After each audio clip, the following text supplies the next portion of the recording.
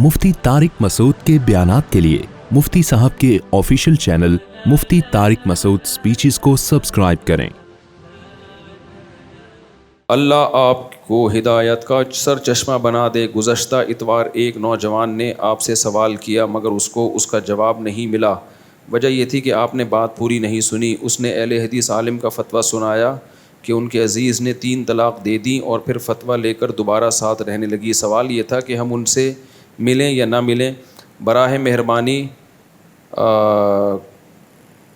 इसको क्या लिखा, क्लिप बनाकर उसको जवाब मरहमत फरमाएं। इस पर मैं 20 दफ़ा क्लिप बना चुका हूँ। 3 तलाक़ें देने के बाद अगर कोई अहले हदीस से फ़तवा लेके बीवी को रखता है तो बीवी हलाल नहीं होगी। समझते हो? क्योंकि कुरान से फ़तवा लो, फिर हदीस से फ़तवा लो, फिर सहाबा से फ़तवा लो। तो कुरान भी फ़तवा देता है कि 3 तलाक़ें 3 होती हैं, हदीस भी फ़तवा देती है कि 3 तलाक़ें 3 होती हैं, सहाबा भी फ़तवा देते हैं सारे के सारे कि 3 तलाक़ें 3 होती हैं। किसी एक सहाबी से भी साबित नहीं है कि उन्होंने इकट्ठी एक वक्त की 3 तलाक़ों को एक कहा हो। तो इन सब को छोड़कर अगर कोई इस ज़माने में किसी अहले हदीस से फ़तवा ले रहा है और क्या मैं कुरान और सुन्नत को फॉलो कर रहा हूँ, तो भाई आप कुरान और सुन्नत को नहीं, आप अंधी तक़लीद कर रहे हो। और इस अंधी तक़लीद से हमें शरीयत ने रोका है। तक़लीद मुज्तहिदीन की जाती है, वो अंधी तक़लीद नहीं कहलाती क्योंकि उनके पास इल्म ज़्यादा है। आजकल के स्कॉलर्स को आप फॉलो करोगे, ये अंधी तक़लीद है। अब कुरान ने कहा कि 3 तलाक़ें 3 होती हैं। 2 मकाम पे कुरान ने कहा। सूरह बकरा में भी अल्लाह ने कहा अत्तलाक़ु मर्रतान, तलाक़ें 2 मरतबा। उसमें अल्लाह ने यह फ़र्क नहीं किया कि इकट्ठी या अलग अलग मजलिस में। जैसे हदीस में आता है जो 33 मरतबा सुबहान अल्लाह कहता है ना। बुखारी की हदीस है कि नबी सल्लल्लाहु अलैहि वसल्लम ने क्या तरगीब दी है, नमाज के बाद 33 मरतबा सुबहान अल्लाह। तो वो 33 मरतबा एक ही मजलिस में होगा, अलग अलग मजलिस में होगा? तो हदीस कुरान में भी आता है तलाक़ु मर्रतान, तलाक़ें 2 मरतबा, यानी वो तलाक़ें जिसके बाद तुम्हें रुजू का हक़ हासिल है वो कितनी मरतबा हैं? 2 मरतबा। और आगे अल्लाह ने फरमाया फ़इन तल्लक़हा, अगर तीसरी तलाक़ दे दी है, उसमें अल्लाह ने अल्लाह की कसम ये फ़र्क नहीं किया कि फ़ौरन दी या बाद में दी। ये अहले हदीसों ने डाल दी अल्लाह के खाते में। अल्लाह की कसम, अल्लाह ने ऐसा कोई फ़र्क कुरान में बयान नहीं किया है। अल्लाह ने कहा उसी वक्त दियो, बाद में दियो, कोई फ़र्क नहीं है इसमें। अगर तीसरी दे दी है फ़ला तहिल्लु लहू मिन बादु हत्ता तनकिह ज़ौजन गैरा, ख़ास तौर पे खुदा फतवा दे रहा है, अल्लाह फतवा दे रहा है कि ये औरत अब शौहर के लिए हलाल नहीं है यहाँ तक कि ये किसी दूसरे मर्द से निकाह कर ले। और बुखारी मुस्लिम की हदीस के मुताबिक निकाह भी काफ़ी नहीं है, मियाँ बीवी का फ़िज़िकल रिलेशन भी हो। फिर आगे अल्लाह कहते हैं फ़इन तल्लक़हा, फिर अगर वो दूसरा मर्द छोड़ देता है तो औरत के पास ही ऑप्शन है फ़ला जुनाह अलैहिमा अन यतराजा, पुराना मियाँ और ये बीवी मिलकर दोबारा निकाह कर सकते हैं। अब अहले हदीस जब 3 तलाक़ की बात करेंगे, 3 तलाक़ को फोकस करने के बजाय हलाले पे ज़्यादा जोर लगाते हैं। वो हलाला हराम है, इस्लाम में हलाला हराम है, 3 तलाक़ के बाद औरत को हलाला करवाते हो। कौन करवा रहा है हलाला भाई? अल्लाह ने ये थोड़ी कहा है कि तीसरी तलाक़ के बाद औरत चाहे दूसरे शौहर से शादी करे, फिर वो उससे हम बिस्तरी करे, फिर वो इससे तलाक़ ले, फिर पुराने शौहर से निकाह करे। अल्लाह ने औरत को ये इख्तियार दिया है कि अब वो पहले शौहर के पास नहीं जा सकती, कहीं और जा सकती है। कहीं और जाने के बाद अगर वो शौहर छोड़ देता है तो उसके पास ऑप्शन है, कहीं और भी जा सकती है, पुराने वाले के पास भी जा सकती है। कहीं भी औरत को मजबूर नहीं किया जा रहा। इसमें कहते हैं ना औरत को खेल बना लिया। खेल तो जब बनाया जाता है जब औरत को फोर्स किया जा रहा होता है, आपने अब कहीं और शादी करनी है, फिर उससे फिजिकल रिलेशन कायम करने देना है उसको, फिर वहाँ से तलाक लेनी है, फिर वहाँ से पुराने वाले के पास जाना है। अरे कब कहा अल्लाह ने कि ये सब कुछ करो तुम? तो अल्लाह मियाँ ने तो ये कहा है कि जब तीसरी तलाक हो गई तो पहले वाले के पास नहीं जा सकती। अब आप कहीं और शादी करोगी, ये शादी औरत का हक़ है, जहाँ चाहे शादी करे। अगर वहाँ से भी तलाक हो जाती है फिर अल्लाह कहते हैं तुम्हारे पास मैं अब तुम्हें ये छूट दे रहा हूँ कि कहीं और भी शादी कर सकती हो और पुराने वाले से भी। ज़बरदस्ती अब भी नहीं है, कोई मजबूर नहीं है औरत किसी भी मामले में इसमें। तो ये अल्लाह मियाँ ने का फ़तवा है। इस फतवे के बाद अहले हदीस से फ़तवा लेना जायज़ नहीं। अल्लाह मियाँ ने सूरह तलाक़ में भी फ़तवा दे दिया कि 3 तलाक़ के बाद औरत को नहीं रख सकते। उसमें तो इससे भी ज़्यादा वाज़ेह फ़तवा दे दिया अल्लाह मियाँ ने 28वें पारे में। वहाँ अल्लाह मियाँ ने क्या कहा, इज़ा तल्लक़्तुमुन्निसा फ़तल्लिक़ूहुन्ना लिइद्दतिहिन्ना, जब तुम बीवी को तलाक़ दिया करो इद्दत के औक़ात में तक़सीम करके दो, इकट्ठी 3 तलाक़ें, जुमला मुकम्मल करें, मत दो, तक़सीम करके दो। सही तरीका यही है, अल्लाह बयान कर रहा है इकट्ठी मत दो, 3 مہینے میں ڈیوائڈ کر کے دو.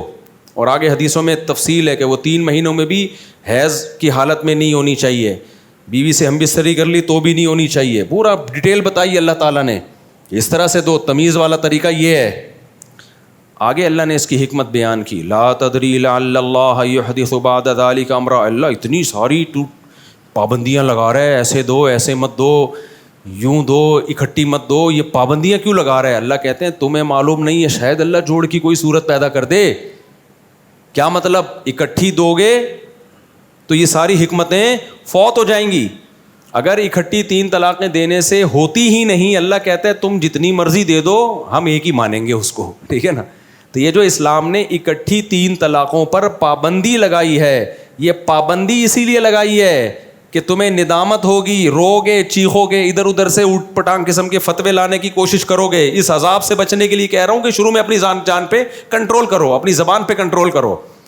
تو اگر اکٹھی 3 طلاقیں ہوتی ہی نہیں تو اللہ تعالیٰ اتنی ڈیٹیل سے کیوں طلاق کے طریقے بتاتا؟ دیکھو آپ کہیں جا رہے ہو, ایک شارٹ کٹ راستہ ہے, ہم آپ کو ایک راستہ بتاتے ہیں, بھائی پہلے یہاں جانا, پھر وہاں جانا, پھر یوں کرنا. اس چیز کو حاصل کرنے کا یہ طریقہ ہے. آپ کہیں یار اتنی ٹینشن میں ابا آپ نے ڈال دیا, پہلے یہ کرنا ہے. اور آپ کے مطلب کی مثال, جب تک آپ کے مطلب کی مثال نہیں آئے گی بات سمجھ میں نہیں آئے گی. آپ کو کہیں رشتہ چاہیے, صحیح ہے نا, اب سمجھ میں آئے گا. تو آپ منہ اٹھا کے چڈی بنیان پہن کے چلے گا, ٹھک ٹھک ٹھک دروازہ بچائے, رشتہ دے دیں, وہ چماٹ مار کے بھگائیں گے کہ نہیں بھگائیں گے؟ بھئی آپ کا پروگرام کیا ہو جائے گا؟ برباد ہو جائے گا. عقل مند سے مشورہ کیا, وہ کہے گا بھائی تو عام حالات میں جو بھی تیری ڈریسنگ ہو نا چھوڑ دے اس کو. یہاں جانے کے لیے 3 پیس سوٹ, ٹائی, نہا دھو کے شیمپو سے نہایا, خوشبو استعمال کی, اور پراپر وے میں کسی سے ادھار گاڑی ادھار لے لے, اور پچھلی سیٹ پہ بیٹھنا. سیٹ لوگ ہمیشہ کہاں بیٹھتے ہیں؟ پچھلی سیٹ. ڈرائیور کے ساتھ نہیں بیٹھتے, پچھلی سیٹ پہ بیٹھنا. اور کوئی فائل بھی لیپ ٹاپ لے لینا جیسے کوئی آفس کا کام کر رہا ہے. تو وہاں جا کے بڑی تمیز سے وہ پورا پراپر وے میں یہ کرنا, پھر یہ اسٹیپ, پھر یہ اسٹیپ, پھر میں اس سلسلے میں آیا تھا وغیرہ, پورے طریقے بتائے گا نا. اب آپ اس سے پوچھتے ہو یار اتنی ٹینشن میں مجھے کیوں ڈال رہے ہو؟ بھائی اس لیے ڈال رہے ہیں کہ اگر تو نے اس پروسیس کو اختیار نہیں کیا تو نقصان کس کا ہے؟ تیرا ہے. تیرا بیڑا غرق ہو جائے گا, تیرا سارا پروگرام برباد ہو جائے گا. تو اللہ نے کہا کہ بیوی کو اپنے نکاح سے نکالنا ہے نا, تم نے اکٹھی مت دو. طلقوہن لعدتہن واحصوا العدہ, عدت کے دن بھی کاؤنٹ کرو, تقسیم کر کے دو. کیوں؟ لا تدری لعل اللہ, اگر تم نے یہ نہیں کیا نا تو ومن یتق اللہ یجعل لہ مخرجا, جو اللہ سے ڈر کے طلاق دیتا ہے اللہ اس کے لیے مصیبت سے نکلنے کا راستہ رکھتے ہیں. کیونکہ بسا اوقات طلاق دینے سے پہلے جو کیفیت ہوتی ہے دینے کے بعد چینج ہو چکی ہوتی ہے. ابھی تک تو بیوی اپنے نکاح میں ہے, اب جب طلاق دیتا ہے تو پھر آدمی سوچتا ہے بھائی میں نے کیا ہے. تو اللہ کہتے ہیں اگر تم غلط طریقے سے طلاق دو گے, اپنی جان پہ ظلم کر بیٹھو گے, تمہارے لیے اس مصیبت سے نکلنے کا راستہ ختم ہو جائے گا. تو یہ پورا پروسیس بتایا ہی اس لیے جا رہا ہے مرد کو فیور دینے کے لیے کہ بھائی طریقے سے دو گے تو ندامت کی تلافی ہوگی. 1 دو گے نا رجوع کر سکو گے, 2 دو گے دوسرے مہینے میں رجوع, کیونکہ اتنے مہینے میں جب میاں عورت کو بھی پتا ہوگا اب نکاح ختم ہونے والا ہے, ہو سکتا ہے وہی قدموں میں گر جائے تمہارے, غلطیوں سے رجوع کر لے. وہ آہستہ آہستہ ایک چیز ہوتی ہے تو اس میں انسان کو سنبھلنے کا موقع ملتا ہے. آپ اچانک حبیب بینک کی بلڈنگ پہ چڑھ رہے ہو, نہیں چڑھو گے بھائی, اسٹیپ بائی اسٹیپ جاؤ. اچانک جاؤ گے تو مرو گے اور کچھ بھی نہیں ہوگا. تو اللہ نے بھی کہا کہ جب بیوی کو نکاح سے نکالنا ہے تو اکٹھی 3 دو گے تو اب تمہارے لیے مصیبت سے نکلنے کا راستہ نہیں رہے گا, کیونکہ تم نے خدا کے بتائے ہوئے طریقے کے مطابق نہیں دیے. تو یہ سارا طلاق کا سیٹ اپ ہی اہل حدیث کے فتوے کی روشنی میں, سارا اسلام کا بنایا ہوا سیٹ اپ ہی برباد ہو گیا. صحیح ہے نا, انہوں نے کہا ہوتی ایک ہے. جب ایک ہی ہوتی ہے تو اللہ کو یہ کہنے کی کیا ضرورت تھی؟ اللہ کہتا ہے جس طرح مرضی دینی ہے تو میں کتنی کاؤنٹ کروں گا, اس کو 1 کاؤنٹ کروں گا. تو یہ طریقے کیوں بتا رہے ہیں اللہ تعالیٰ؟ اس کی مثال ایسے جیسے آپ کو پتہ ہے کہ بھائی وہ رشتے والے تو انکار ہی کریں گے, تو چاہے لینڈ کروزر میں جا یا سوٹ ٹائی میں جا, تو جب آپ کو پتہ ہے اس نے انکار ہی کرنا ہے, پھر آپ سوٹیبل طریقے نہیں بتا رہے ہوتے کہ یوں جاؤ یوں جاؤ یوں جاؤ, پھر تھوڑی ہے. تو اگر 3 طلاقیں ایک ہوتی تو سورہ طلاق میں اللہ طلاق دینے کے طریقے نہ بتاتا, اس کی حکمتیں نہ بتاتا. تو طلاق کے حکام بیان کرنے کے بعد اللہ نے کیا کہا؟ وَمَن يَتَّقِ اللَّهَ يَجْعَل لَّهُ مَخْرَجًا. یہ بہت مضبوط دلیل ہے. اہل حدیث کے پاس اس آیت کا کوئی جواب نہیں ہے. میں بہت علماء سے ملا ہوں اہل حدیثوں کے, نہیں جواب ہے ان کے پاس, ادھر ادھر کی پھینکنا شروع کر دیتے ہیں. قرآن طلاق کے حکام بیان کر کے پتہ ہے کیا کہتا ہے؟ وَمَن يَتَّقِ اللَّهَ, جو اللہ سے ڈرتا ہے, یجعل لہ مخرجا, اللہ اس کے لیے مصیبت سے نکلنے کا راستہ رکھتا ہے. عبداللہ بن عباس کے پاس جب کوئی شخص آیا نا اکٹھی 3 طلاقیں دے کے, بہت ندامت تھی. ابو داؤد کی صحیح حدیث ہے, اہل حدیث بھی اس حدیث کو صحیح مانتے ہیں. تو اب حضرت عبداللہ بن عباس کے پاس آیا کہ میرے چچا نے 3 طلاقیں دے دی ہیں اور بہت سخت ندامت ہے ان کو. انہوں نے فرمایا قرآن کی آیت دلیل میں پڑھی کہ اللہ کہہ رہا ہے وَمَن يَتَّقِ اللَّهَ أَن يُطَلِّقُ كَمَا أَمَرَهُ اللَّهُ, جو اللہ سے ڈرتا ہے یعنی اللہ کے بتائے ہوئے طریقے کے مطابق طلاق دیتا ہے, تو اللہ اس کے لیے مصیبت سے نکلنے کا راستہ رکھتے ہیں. سوچ کا راستہ ہوتا ہے, اس کے پاس آپشن ہوتا ہے کہ ابھی بھی ریورس ہو سکتا ہے. بھائی تیرا چچا اللہ سے نہیں ڈرا, فلم یجعل لہ مخرجا, اللہ نے اس کے لیے مصیبت سے نکلنے کا راستہ نہیں رکھا. اہل حدیث حضرات, میں ان کی عزت دیتا ہوں, میرا مقصد ان کی توہین نہیں ہے. میں نے دیکھا ہے بھائی علم میں آج کل پبلک کے پاس علم بہت ہے, علم میں عمق اور گہرائی نہیں ہے. اس لیے ہم تمہیں کہتے ہیں مجتہدین کو فالو کرو, مجتہدین کو فالو کرو. کوئی جواب نہیں ہے ان آیتوں کا. تو عبداللہ بن عباس تو مفسر قرآن تھے, وہ صاف کہہ رہے ہیں کہ بھئی اللہ نے طریقہ بتایا تھا, تیرے چچا نے اس کا خیال نہیں کیا, تو اللہ تو کہہ رہا ہے مصیبت سے نکلنے کا راستہ نہیں ہے. اہل حدیث پتہ ہے اس فتوے کا کیا جواب دیتے ہیں عبداللہ بن عباس کے؟ وہ ایک جواب دیتے ہیں کہ ایکچولی حضرت عمر نے لاء بنایا تھا کہ 3 طلاقیں 3 ہوں گی, تو اس لاء کی وجہ سے عبداللہ بن عباس نے 3 کے 3 ہونے کا فتویٰ دیا. اس لاء کی وجہ سے اگر 3 کے 3 ہونے کا فتویٰ دیا ہوتا تو اس لاء کا ریفرنس دیتے, قرآن کی آیت دلیل کے طور پہ پیش بولو نہیں کرتے. وہ سورہ طلاق کی آیتیں پڑھ کے سنا رہے ہیں کہ اس سے میں اس کے بیس پہ میں کہہ رہا ہوں. اور حضرت عمر نے اگر یہ لاء بنایا تھا کہ نبی کے دور میں 3 ایک ہوتی تھی, حضرت عمر نے اس کو 3 کیا ہے, یہ سیاسی فیصلہ نہیں ہے, پھر یہ اسلام میں بدترین تحریف ہے. پھر آپ حضرت عمر کو امیر المومنین بھی بولتے ہو اور آپ کہتے ہو انہوں نے تحریف بھی کر دی, تو یہ کیسے ہو گیا میرے بھائی؟ اور سارے صحابہ اس تحریف پر خاموش بھی ہیں, کوئی ایک بھی اعتراض نہیں کر رہا. تو یہ تو تحریف ہے دین میں کہ اللہ کہہ رہے ایک بیوی حلال ہے, عمر کیا کہہ رہے ہیں میں حرام کر رہا ہوں لاء بنا کے. پھر تو گورنمنٹ نے صحیح کیا, عدالتی خلا کا قانون بنا دیا, پھر تو گورنمنٹ کو بھی حق حاصل ہے. گورنمنٹ کہہ رہی ہے اسلام نے خلا کا حق مرد اور عورت کو دیا ہے, دونوں کے دستخط دونوں کی رضا سے ہوگا, لیکن سیاسی قانون یہ کہ اب عورت یک طرفہ خلا لے سکتی ہے. تبھی تو ہم اس کے خلاف آواز اٹھاتے ہیں, بھائی یہ سیاسی فیصلہ نہیں تو اسلام میں تحریف ہے. تو پھر تو بھائی ایک اور تحریف ہو جائے گی کہ کوئی اور خلیفہ آئے گا مسلمانوں میں, وہ کہے گا کہ 3 طلاقیں ایک بھی نہیں ہوتی, جاؤ, جب تک گورنمنٹ طلاق نہیں دے گی ہوگی ہی نہیں. تو یہ اسلام نہیں ہے, یہ یونائٹڈ نیشن ہے میرے بھائی, ٹھیک ہے نا, یونائٹڈ نیشن یہ کر سکتی ہے, حضرت عمر یہ نہیں کر سکتے. تو اہل حدیث کے پاس ان باتوں کا کوئی جواب نہیں ہے. اور چلو ہماری فہم کو چھوڑو, صحابہ سے دکھا دو یار, کسی ایک صحابی نے, میں آپ کو دکھا دوں گا بہت سارے صحابہ سے جن کے پاس جب بھی اکٹھی 3 طلاقوں کا کیس آیا, رخصتی کے بعد, رخصتی سے پہلے فرق ہے, رخصتی پہلے کے حکام الگ ہیں, رخصتی کے بعد جب بھی کیس آیا اکٹھی 3 طلاق کا, سب نے 3 ہی کہا ہے اس کو. چاروں اماموں نے 3 کہا, امام بخاری نے 3 کہا, کوئی محدث نہیں ہمیں ملتے جنہوں نے 1 کہا. صرف میں ایک محمد ابن اسحاق جو انتہائی متنازع راوی ہے, انتہائی متنازع راوی, جس کے بارے میں امام مالک نے کہا یہ دجال ہے, کذاب ہے, امام احمد نے کہا نہیں کذاب تو نہیں ہے لیکن اس کی حدیث حجت نہیں ہے, احکام میں اس کی حدیث حجت, تاریخی باتوں میں اس کی بات لی جائے گی, شرعی احکام میں نہیں. وہ محمد بن اسحاق کی طرف منسوب ہے کہ وہ 3 طلاق کو ایک کہتے تھے. تو اہل حدیثوں کی کتابیں میں نے پڑھی ہیں, انہوں نے کہا انہوں نے محمد بن اسحاق کو امام بنا دیا, مجتہد. مطلب یہ کہ کسی امام اور مجتہد سے نہیں مل رہا 3 کو ایک کہنا, تو جس سے مل رہا ہے اسی کو مجتہد بنا دو. یہ نہیں ہوتا میرے بھائی, ٹھیک ہے نا. یعنی کسی بڑے محدث سے مجتہد سے نہیں ملا کہ انہوں نے 3 کو ایک کہا ہو, تو انہوں نے کہا جس نے ایک کہا ہے نا اسی کو کیا قرار دے دو. یہ ایسا ہی ہو گیا, جون پور میں ایک آدمی کی پھانسی کے لیے گیا تو اس کی گردن آ نہیں رہی تھی, اتنی موٹی تھی, تو جلاد نے کہا پھر جس کی آ رہی ہے اس کو لٹکا دو. حکومت نے کہا جلاد سے کہ اس کی گردن آ نہیں رہی ہے, موٹی بہت ہے, تو چلو جس کی آ رہی ہے اس کو لٹکا دو. تو اہل حدیثوں نے بھی یہی کیا ہے. محمد بن اسحاق ایک متنازع راوی ہے, اس کو امام بنا دیا, تو وہ کہاں سے امام ہو گیا بھائی, ٹھیک ہے نا. پھر نبی کے سامنے جب حدیث آئی, نبی کو پتہ چلا کہ ایک شخص نے اکٹھی 3 طلاقیں دی ہیں, حدیث میں آتا ہے, آپ غضبناک ہو کے کھڑے ہو گئے. تو صحابی رسول نے کہا کہ یا رسول اللہ آپ مجھے اجازت دیں میں اس کو قتل کر دوں. آپ نے فرمایا ایلعب بکتاب اللہ وانا بین اظہرکم, اللہ کی کتاب سے کھیل رہے ہو, اکٹھی طلاقیں دے رہے ہو.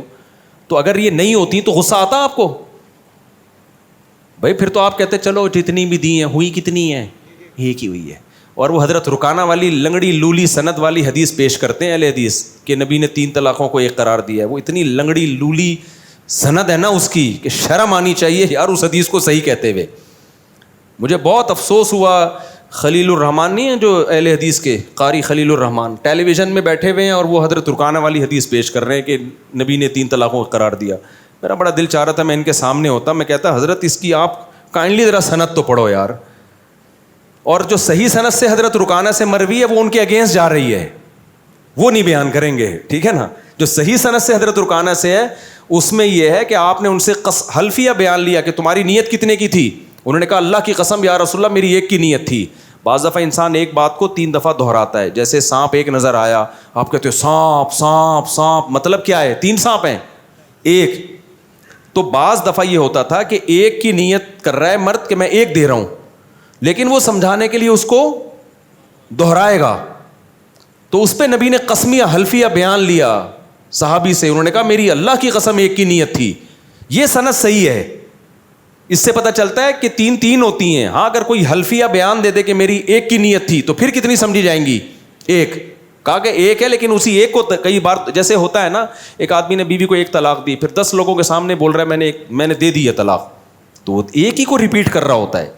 لیکن اب علماء کہتے ہیں کہ اب جھوٹ پلوت کا دور ہے. اب اگر کوئی یہ بیان بھی دیتا ہے نا کہ میری نیت 1 کی تھی تو گواہوں کے بغیر اس کا دعویٰ نہیں قبول ہوگا, کیونکہ اب شہوت پرستی کا دور ہے. لوگ 3 دے رہے ہوتے ہیں اور پھر بعد میں بول دیں گے میری نیت 1 کی تھی. تو اب یہ ہے کہ اگر کسی نے 1 دینی ہے تو پہلے گواہ بنائے گا کہ میں 1 دے رہا ہوں, اسی کو میں 3 دفعہ ریپیٹ کروں گا, لیکن میری نیت کیا ہے 1 کی. اب اس کا دعویٰ ایسے نہیں سنا جائے گا. لیکن بہرحال وہ ایک الگ بحث ہے. اتنی بات تو ثابت ہو گئی کہ نبی جو ان سے قسم اٹھوا رہے ہیں اسی لیے کہ 3 کتنی ہوتی ہیں 3 ہوتی ہیں, ٹھیک ہے نا, نارملی 3 ہی ہوتی ہیں وہ. تو اہل حدیث کا اس بارے میں بالکل کوئی کچھ بھی نہیں ہے, ایسے بیکار باتیں. تو اس لیے کوئی اہل حدیث سے 3 طلاقوں کے 1 ہونے کا فتویٰ لے لے گا, بیوی حلال نہیں ہوگی. اور ویسے بھی میں اہل حدیث سے بولتا ہوں آپ تو تقلید کے خلاف ہو, آپ اہل حدیث سے فتویٰ لے کیوں رہے ہو؟ آپ قرآن و سنت سمجھو نا. تو آؤ ہم قرآن و سنت بتاتے ہیں آپ کو. یہاں آپ ابو حنیفہ کی تقلید کے بجائے کس کی کر رہے ہو؟ اہل حدیثوں کی. اور دلیل یہ دیتے ہو کہ اہل حدیث چونکہ قرآن و سنت سے فتویٰ دیتے ہیں اس لیے ہم اہل حدیث کی تقلید یا اتباع کرتے ہیں. تقلید کا نام ہٹا دیا انہوں نے, بات ایک ہی ہے, کہانی ادھر سے پکڑو ادھر سے. اتباع بھی وہی چیز ہے بھائی. تو کہتے ہیں ہم اصل میں اہل حدیث چونکہ قرآن و حدیث سے مسئلہ بتاتے ہیں اس لیے ہم ان کے فتوے کو فالو کر رہے ہیں. آؤ میرے پاس بیٹھو, میں بھی آپ کو تورات اور انجیل سے نہیں بلکہ کہاں سے بتاؤں گا, قرآن و حدیث سے بتاؤں گا, ان کے سارے اشکالات کے جواب دوں گا. لیکن آپ آتے نہیں ہو اس لیے کہ آپ نے تحقیق کرنی نہیں ہے, آپ تقلید کرنی ہے, لیبل اس پہ تحقیق کا لگا رہے ہو آپ. اس لیے اہل حدیث بھی کنفرم تقلید ہی کرتے ہیں. اگر تحقیق کرنی ہوتی تو ہر مکتبہ فکر کے پاس جا کے ان دلائل کا جواب پوچھتے. اتنا ٹائم ان کے پاس نہیں ہوتا, ایک طرف کے دلائل سنتے ہیں اور اس کو فالو, یہی تو تقلید ہے. تو جب یہ کرنا ہی ہے اور عوام کے پاس اس کے علاوہ کوئی چارہ بھی نہیں ہے, تو جب کرنا ہی ہے تو پھر مجتہدین کی کرو نا بھائی, جنہوں نے جو محقق گزرے ہیں ان کی کرو پھر تقلید. پھر ان لوگوں کی کیوں کر رہے ہو جو آج کے لوگ ہیں؟ لیبل پہ منجن بکھ رہا ہے بہت سارا. سلفی حضرات کہتے ہیں ہم اسلاف کو فالو کرتے ہیں. جب میں اسلاف کے فتوے ان کے خلاف دھڑا دھڑ دکھاتا ہوں تو وہ کہتے ہیں ہم اسلاف کے اصولوں کو فالو کرتے ہیں, ان کے فتووں کو فالو. اصول یہ ہے کہ قرآن مانا جائے گا. ابے تو اسلاف نے جب خود ہی اپنے اصولوں پہ عمل نہیں کیا, آپ کے خلاف فتوے دے رہے ہیں وہ, تو اس کا مطلب پھر آپ کا اسلاف سے اختلاف ہے. پھر آپ یہ نہ کہو کہ ہم اسلاف کو فالو کرتے ہیں. تو ناموں پہ چل رہا ہے, جیسے منکرین حدیث نے اپنا نام اہل قرآن رکھ دیا, منکرین فقہ نے اپنا نام اہل حدیث رکھ دیا, اور جو ہے وہ ائمہ اربعہ کو جو فالو نہیں کرتے انہوں نے اپنا نام سلفی رکھ دیا کہ ہم اسلاف کو فالو کرتے ہیں. تو نام رکھیں آپ, ہمیں کوئی اس پہ اعتراض نہیں ہے, نام رکھنے پر گورنمنٹ کی طرف سے کوئی پابندی نہیں ہے. لیکن جب ہم ڈیپ میں جا کے دیکھتے ہیں تو بھائی نام بہت اچھے اچھے مارکیٹ میں رکھے جا رہے ہیں, کام دیکھا جائے گا کہ آپ سچی مچی میں اسلاف کو فالو کر بھی رہے ہیں کہ نہیں کر رہے. تو سچی مچی میں جاؤ گے تو پھر ہمارا پلڑا الحمدللہ بھاری نظر آئے گا آپ کو. سمجھتے ہو ہمارا پلڑا کیا نظر آئے گا؟ دلائل کی دنیا میں بھاری نظر آئے گا آپ کو. تو کبھی خوشبو لگا کے آؤ تو ہم بتائیں گے انشاءاللہ آپ کو. باقی یہ کہ جو جس 3 طلاق کی بیوی کو رکھا ہو تو بائیکاٹ کریں اس کا. اللہ میاں نے ایسے ہی تھوڑی اتنی سخت شرط لگا دی ہے کہ اب نہیں جا سکتی, کسی اور مرد سے نکاح کرے گی. ہاں ایگریمنٹ کر کے نکاح کرنا یہ حرام ہے. بغیر ایگریمنٹ کے نکاح ہو رہا ہے تو کرے, وہ اسی کے ساتھ رہے. ابھی ایک آدمی آیا 1 ہفتہ پہلے, کہنے لگا میری بیوی کو میں نے طلاقیں دے دی ہیں, اب مجھے ندامت ہو رہی ہے, تو میں چاہ رہا ہوں میری وائف کسی مرد سے نکاح کر لے اور وہ پھر اس کو چھوڑ دے اور پھر میں اس سے نکاح کر لوں. میں نے کہا آپ کے چاہنے سے اب کچھ بھی نہیں ہوگا. آپ نے 3 طلاقیں دے دی ہیں, آپ مارکیٹ سے کیا ہو جاؤ شارٹ. ابھی آپ کی بیوی نے جو کرنا ہے وہ کرے, عدت کے بعد وہ کسی بھی مرد سے نکاح کرے. کہہ رہے ہیں ایکچولی وہ کسی مرد سے نکاح کرے گی, اگر وہ میری بیوی کو وہی پسند آ گیا وہ تو اسی کے ساتھ رہ لے گی پھر. میں نے کہا آپ طلاقیں بھی دے رہے ہو اور آپ چاہ رہے ہو شہد میں کہ چھتے میں منہ دے کے شہد پی اور مکھیاں بھی نہ کاٹیں آپ کو. طلاقیں بھی دیتے رہو. یہ ظلم مرد پہ ہو رہا ہے. ظلم سے میری مراد یہ کہ اللہ نقصان مرد کو پہنچا رہے ہیں کہ تو نے زبان پہ کنٹرول کیوں نہیں کیا. تو کہہ رہے میری بیوی اگر اس نیت سے کسی مرد سے نکاح کرے کہ میں نکاح کر کے اس سے طلاق لے لوں گی, ایگریمنٹ نہ کرے. میں نے کہا نیت ایک دل کی چیز ہے, وہ جانے اللہ جانے. تو نکاح تو ہم اس کو کرنے دیں گے جہاں چاہے کرو بھائی. کہہ رہے لیکن پھر اس کی نیت چینج ہو گئی, اس کو وہ مرد اچھا لگا. میں نے کہا رہے وہ اسی مرد کے ساتھ رہے. تو کہہ رہے نہیں یار یہ تو پھر صحیح نہیں ہے, یہ تو پھر میرا نقصان ہوگا. تو میں نے کہا آپ کا نقصان ہو گیا ہے. آئندہ جب آپ کہیں دوبارہ شادی کرو گے آپ کروڑ دفعہ سوچو گے بھائی کچھ بھی بول دو, طلاق کا لفظ زبان سے یہ اللہ نے ایسی چپت لگائی ہے نا مرد کو. لیکن اہل حدیثوں نے کیا کر دیا, فتوے دے دے کے طلاق کو آسان کر دیا ہے. اب کوئی بھی اٹھتا ہے دھڑا دھڑ دھڑ طلاقیں مارتا ہے کہ جی وہاں سے مل جائے گا, سعودیہ کے مفتی سے مل جائے گا, اہل حدیث سے مل جائے گا, فلان سے مل جائے گا. تو اس سے طلاق کا ریشو کم نہیں ہوا ہے, بڑا ہے. پہلے چند لوگ بھگتتے تھے, ان کو دیکھ کے سینکڑوں کو عبرت ہوتی تھی, سینکڑوں کو, کہ بھائی یہ لفظ نہیں نکالنا زبان سے. اور اب کیا ہو گیا, آسان دھڑ دھڑ نکالتے رہو, وہاں فتویٰ لے آؤ, فتوے اتنے مفتی پتھر اٹھاؤ نیچے سے مفتی نکلتا ہے بیٹھ کے. تو آسان کر دیا لوگوں نے. تو اب وہ جب دوبارہ ایک ہمارے جاننے والے ہیں, ان کی اپنی کزن سے شادی ہوئی تھی, یہیں کا واقعہ مسجد کا, انہوں نے خود بتایا مجھے. کہہ رہے ہیں وہ بہت غصے کے تیز ہیں, ایسے نا بہت ایسے ہوتے ہیں جیسے پتہ نہیں ابھی دوبارہ سے ترکی فتح کریں گے یہ. تو میں حیران تھا کہ یار اس کی اپنی گھر میں چلی کیسے ہوگی نا, اتنا غصے والا آدمی ہے یہ, بھڑکتا ہے. ایسا آدمی تو دھڑ دھڑ طلاقیں نکالتا ہے. تو انہوں نے مجھے بتایا کہ میری شادی ہوئی تھی اتنے سال پہلے نا, 20 سال پہلے. تو میرا پہلا ہی بیوی سے جب پھڈا ہوا تو کام ہی یہاں سے میں نے شروع کیا, طلاق سے. مجھے لگتا تھا کہ ان کا اسٹائل دھڑ دھڑ دھڑ طلاقیں دے دی انہوں نے. کہہ رہے یار دینے کے بعد مجھے لگا یہ تو غلط ہو گیا. کہہ رہے میں علماء کے پاس گیا, اتنے لوگوں کے پاس گیا, کوئی گنجائش, سب نے کہا, میں نے کہا میں 1000 بکرے کاٹنے کے لیے تیار ہوں کفارے میں, جو کفارہ بنتا ہے میں دوں گا یار, میرا عمل ریورس ہو جائے. علماء نے کیا کہا, بھائی نہیں ہو سکتا ہے, ناممکن ہے. کہ وہ آدمی میں اللہ کا خوف تھا, اس نے اہل حدیث سے فتویٰ نہیں لیا اس میں. اس نے کہا یار اب ہاتھ پاؤں کٹ گئے ہیں, بس ختم. خیر وہ تو خاتون چلی گئیں, ان کی کہیں شادی ہو گئی. انہوں نے اب دوبارہ شادی کی. اس کے بعد 20-25 سال ہو گئے. جتنا بھی غصہ آتا ہے, کبھی نمازیوں پہ نکالتے ہیں, کبھی مسجد کمیٹی پہ نکالتے ہیں, کبھی دوستوں پہ نکالتے ہیں, بیوی پہ بھی نکالتے ہیں, طلاق کا لفظ ان کی زبان پہ نہیں آیا. تو اسلام کے جو قوانین ہیں نا, ان کی حکمتیں اول نظر میں نظر نہیں آتی. اول میں تو لگے گا ایک عورت کا گھر اجڑ گیا, لیکن اس کی جب بیپ میں جائیں گے تو پتہ چلے گا کہ اللہ نے اس کو ہلکا لفظ رکھا ہی نہیں ہے. تو ان کے واقعہ کو سن کے کتنے لوگوں کو عبرت ہوئی ہوگی, بھائی یہ کام نہیں کرنا ہم نے. تو اب مجھے پتا ہے ابھی بھی بہت غصے میں, لیکن ایک بھی نہیں دی بیوی کو, 20 دفعہ پھٹا بھی ہوا ہے. ارے یہ نہیں بھائی, ان کو پتا ہے یار یہ ریورس نہیں ہوگا. تو جیسے بعض لوگوں کا ہاتھ بہت چلتا ہے نا بندوق میں, ٹھا اس کو ایک دفعہ جب جیل سے ہو کر آئے گا بولے گا بھائی یہ گولی نہیں چلانی کسی پہ بھی ہو, کچھ بھی ہو جائے. میں جرمنی میں تھا, میں نے 2 انگریزوں کا پھڈا دیکھا. اس سے یہ طلاق کے مسائل آپ کی سمجھ میں آئیں گے. 2 انگریزوں کا پھڈا دیکھا, دونوں لمبے چوڑے موٹے تازے, لڑ رہے ہیں, یہ ایسی یوں ہے, فلانا ہے, ڈمکانا ہے, اور لڑ رہے ہیں. مجھے آواز آ رہی, میں نے کہا یہ کیا ہو رہا ہے, اور دونوں کے ہاتھ میں ڈنڈے, گھما رہے ہیں لیکن جان کر کوشش کر رہے لگ نہ جائے اس کے. جیسے ایک گورے نے ڈنڈا گھمایا سر کے اوپر سے شوں کر کے, دوسرے لات گھمائی قریب سے جیسے فلموں میں نہیں ہوتا, یہ لگے ہی نہیں. میں نے کہا یار اتنا لڑ رہے ہیں اور ڈنڈے بھی ہیں دونوں کے ہاتھ میں, ٹچ نہیں ہونے دے رہے. تو انہوں نے بتایا یار لا اتنا سخت ہے نا, کسی کا بھی ڈنڈا یا لات دوسرے کو ٹچ ہو گئی نا تو چوڑے میں آ گیا وہ. پولیس آ کے یہ نہیں دیکھے گی کس کی غلطی تھی, کون صحیح ہے کون غلط. پولیس کہے گی تمہارا ڈنڈا اس کے لگا ہے, ٹھیک ہے نا. اس کو پتا ہے چوڑے میں آؤں گا, میں پھنسوں گا. تو وہ لا اتنا سخت ہے, اب وہ منہ کے فائر مار رہے ہیں نا, میں تیرے یہ کر دوں گا انگلش میں, جرمن میں, انگلش میں نہیں, جرمن زبان میں یہ کر دوں گا, لیکن ہاتھ نہیں لگا رہے. ان کو پتا ہے یار سارا کیس ہمارے اگینسٹ ہو جائے گا. اسی میں آپ کو ایک لاہوری کا قصہ سناؤں میں, یہ سب 3 طلاق کا فلسفہ سمجھانے کے لیے, قصے برائے قصے نہیں ہیں. تو اللہ میاں نے کہہ دیا منہ سے نکل گئے نا, گیا. تو خاندان میں ایک بھی واقعہ ہو جائے گا نا تو 20 کو عبرت ہوگی. اب تو اہل حدیثوں نے اتنا آسان کر دیا ہے, ہزاریں دے دو. پھر اہل حدیثوں میں کوئی ایک رائے تھوڑی ہے. کچھ اہل حدیث کہتے ہیں اکٹھی 3 دو, اگر تم نے حیض میں دی ہے تو ایک بھی نہیں ہوئی. دوسرا اہل حدیث کہے گا نہیں حیض میں دی ہے تو ایک تو ہو گئی ہے.